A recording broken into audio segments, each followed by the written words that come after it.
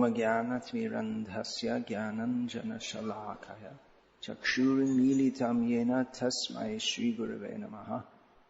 There are a few notes I made on this Leela of Vamana. Sweet pastime actually.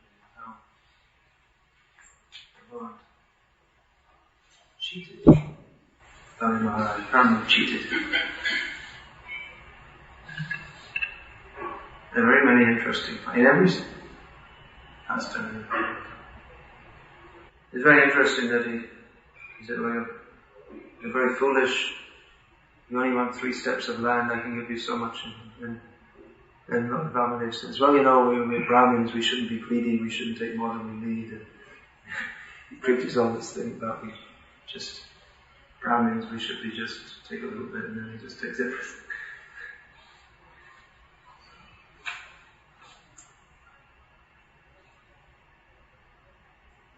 Okay, here are a few notes I made. I thought it's such a nice Leela, I thought I'd make a little book about it sometime, and then I thought I have so many plans for books.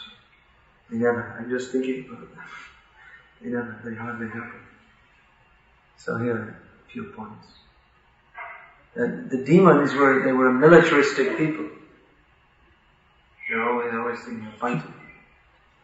Dambho darbha vimanascha krodha parisha nevacha agyana chavichārasya bharata sampadam asurit. Demons are always full of pride, conceit, arrogance, envy, nastiness, ignorance. These are the qualities bad qualities of demons. So they were militaristic people, and as such they were always on the lookout for spies. Because when you're always thinking of attacking others, you're always afraid of others attacking you, and there's always politics and diplomacy going on. So, those who are in politics, in the business of politics and fighting, they know that one traitor within your ranks is more dangerous than thousands of soldiers on the other side. And the higher placed an officer is, and the more he's trusted, then the more of a liability he is, the more dangerous he is. Because if such a person turns around or happens to have some contact with the other party, they can do so much damage, more than a little private can do. So there are many instances in history of such turncoats, but it was unimaginable to the demons that their king, who was the very one for which they were all rallying around and they were fighting in his name, doing everything, that he himself would turn against them all. All their aspirations for opulent life, power, profuse sense enjoyment, they were all reposed in the king, King Valley. And he himself turned against them. Archetypal Quisling. Of course he wasn't. Quisling turned to use a leader. At least Hitler made him a leader when he was. So he turned towards, Quisling? No, Quisling. No, it's a word and it's entered the English language. It means a traitor, the word Quisling, which happened to be the name of the Norwegian leader who cooperated with Hitler when he invaded the country and became the leader of the country until Hitler got thrown out and Quisling got executed. So he was a leader who cooperated with the enemy. So he was cooperating with Hitler, which wasn't very good, because Hitler wasn't such a nice guy. But of course, Bali Maharaj, he was actually a traitor. He not only went against his guru, he went against all the demons and everything he stood for, and his duty as a king, and all the Raja Dharma, everything that the king should do, his responsibility, which he faithfully executed up to that time. He, as a responsible king of the demons, he attacked the heavenly planets, attacked the devas. That's what demons are supposed to do. The king of the demons is supposed to rally the strength of the demons and take them up and fight against the demigods. So he did all that. But at a moment's notice, he changed. He because he actually he wasn't a traitor, he acted in the best interest of the demons, and if they had all followed him, that would have been in their best interest also. But from their point of view, he was the biggest traitor in history. Made Quisling look like a child's play. Okay. So there may have been some within his heart, there may have been some, what should I do now? Because all the time, we can understand that it wasn't actually such a sudden thing that he surrendered to Lord Vishnu, because he'd been coached by Prahlad Maharaj, surreptitiously, no doubt. Because the demons, they weren't expecting what happened. Their whole world got suddenly turned upside down. Here they are. They went to so much effort and conquered the heaven planets, and everything's gone fine. All of a sudden, all finished. So, when Vamandev came, and then Bali Maharaj was put on the spot, so to speak. Here was his duty towards the demons, and then his duty towards Lord Vishnu, who says, Sarvadhamam Pavityaja, Ma'amekam Sharanam, Sarvadha, give up everything for my sake, surrender to me. And there was the test. Is he going to surrender to Vamandev, or is he going to continue his worldly duty, Sarvadharma, his worldly duties? He was right on the spot. It wasn't a matter of doing sadhana for 20 years or 50 years and then gradually surrender. You had it right in front of him, right at that spot. You got to say, now is your chance to surrender. Are you going to do it or not? So, within Bali Maharaj's heart, that which he had nurtured within for so much time, that came to the fore, and all his social responsibilities, prestige, position, he gave it up as worthless. He couldn't deny the strong waves of devotion flowing within his heart.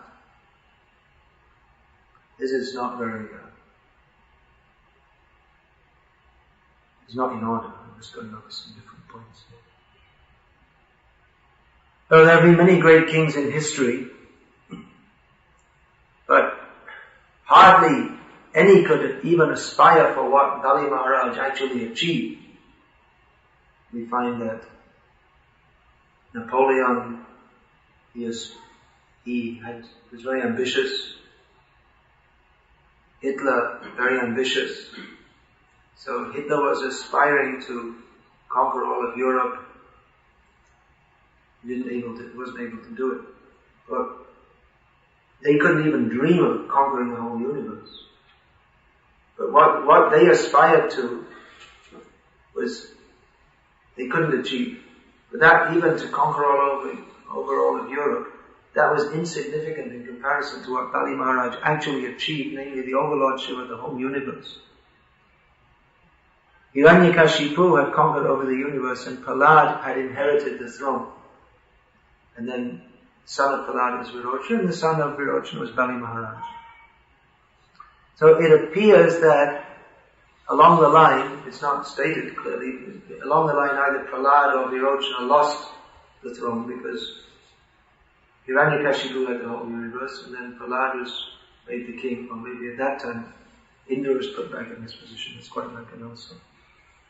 But anyway, the demons were very happy to have Bali Maharaj back on the throne of everything. It's our actual birthright. Hiranyakashipu conquered the universe. It's just like the Muslims in India, they think that we were ruling India, the British came and took over, and then when they went out, we should have been put back in charge again. That's what they think. So they considered that the overlordship of the universe, or of the throne of heaven, was the rightful heritage of the demons. So Bali Maharaj appeared to be the most successful materialist ever.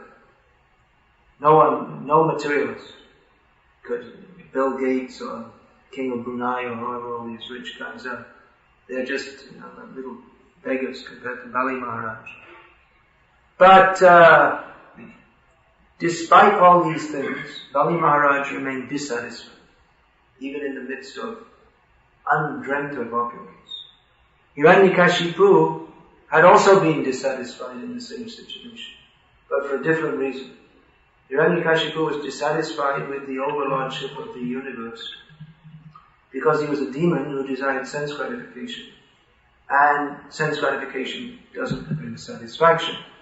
But Bali Maharaj was dissatisfied because he considered the overlordship of the universe as being no more significant than having a few pieces of, as Samalo Shashma Kanchana, Dhruva Maharaj, here, when he got his position as overseeing the Dhruva planet, a position even greater than Lord Brahma's, he considered it no more significant than having some pieces of broken glass.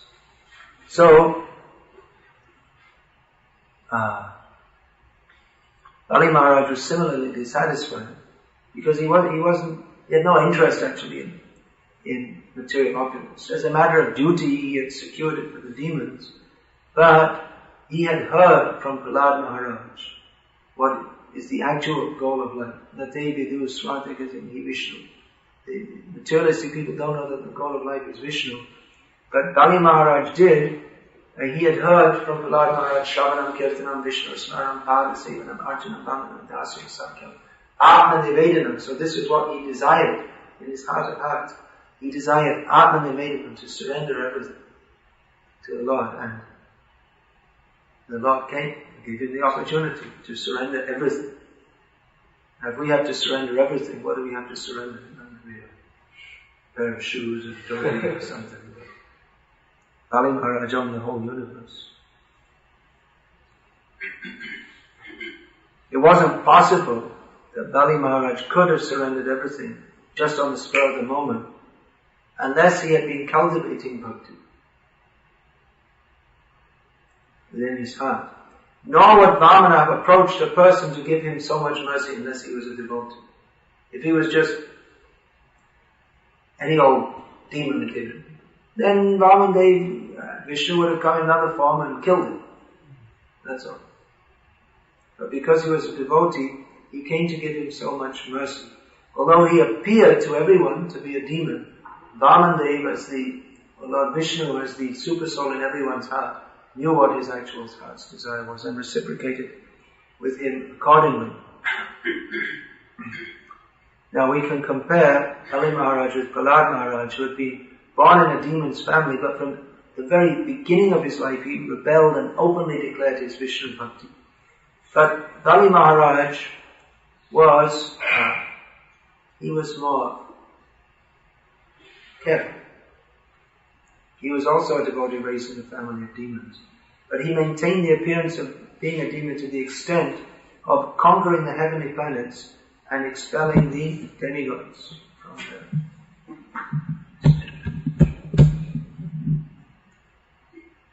Now, Prahlad Maharaj influenced Bali Maharaj to be a devotee. So this suggests that he must have tried to do the same thing with Virochana. Although Virochana is known as a demon. He's not only born in a family of demons, but he actually was a demon in the spirit of Hiranyakashipu.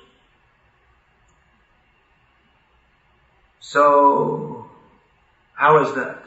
Well, I gave some various speculations. It may have been that the leaders of the demons knew that Prahlad Maharaj would try to influence his son, and they wanted to be demons. They weren't actually very happy having a devotee as their king.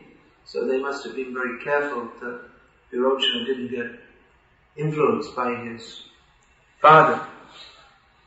Another thing is that the son tends to follow the nature of the grandfather rather than the father. The son follows the nature of the mother actually.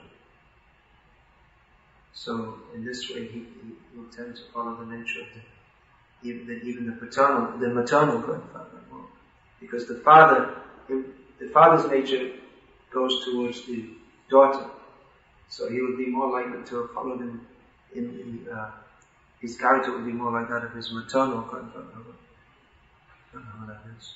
Anyway, these are just some different thoughts. Was Virochana devoted too? No, he was a demon.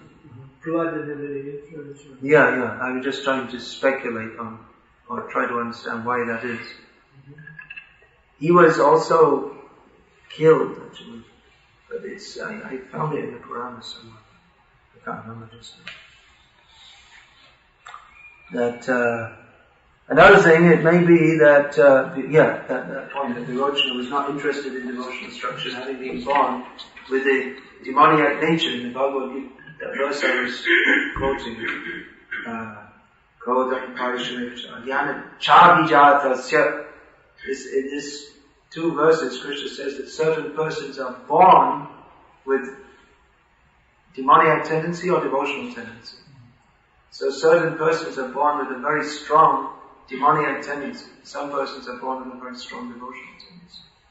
So it may be that Virochana was a committed demon from his very birth, just like Prahlada was a committed devotee from his very birth. It's not uncommon that children, even of great devotees, are inimical or at least apathetic to Vishnu Bhakti. We find that Advaita Acharya's sons, some of them, they were not at all devotees. Now another point, there were many famous heroes of charity. Karna was a great, known as Data. Karna is a very famous giver of charity. Jarasandha was famous for giving in charity.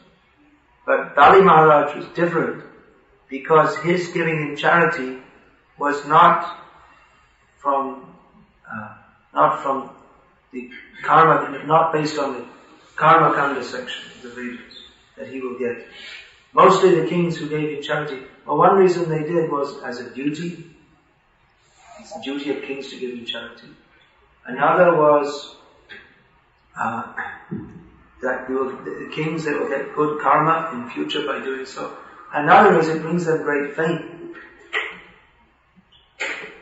So, there are many great kings who gave in charity. But, Ali Maharaj did it as an act of bhakti. And actually in the eyes of the demons he achieved not fame but infamy.